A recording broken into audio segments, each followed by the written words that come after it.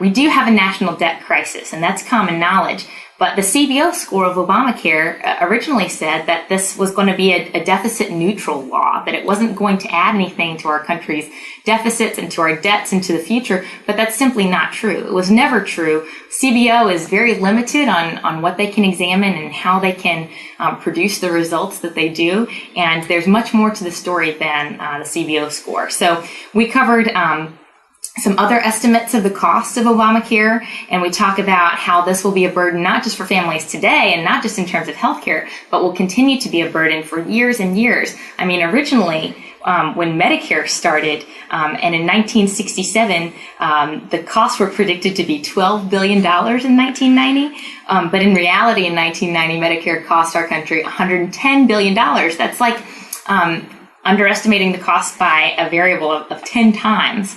So I totally expect that Obamacare and many other economists and public policy gurus out there have made estimates that say that the CBO score, it just doesn't encompass all the information that's out there. And we see over and over again headlines in the news that say, oh, we were wrong about this, we underestimated that, we have to revise the cost of this law up over and over again. And the major reforms in the law haven't even taken place yet. So we're looking at a very expensive new government set of subsidies and an arrangement in our healthcare system that's going to cost us not just in terms of tax dollars, but in our own personal healthcare spending. We're going to see costs go up. Where can we find out more information that you're talking about, referring to? Sure. Well, the Independent Women's Voice website is iwvoice.org.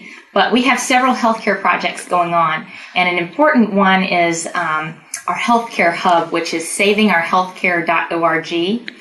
It's the word savingourhealthcare.org.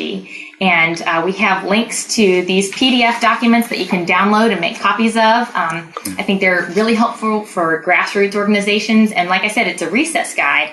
So our goal is to put this information and these suggested questions for members of Congress into the hands of people who are attending town hall meetings or meeting with their members of Congress while those members are at home, and they can send them back to Washington, understanding better the concerns that citizens have.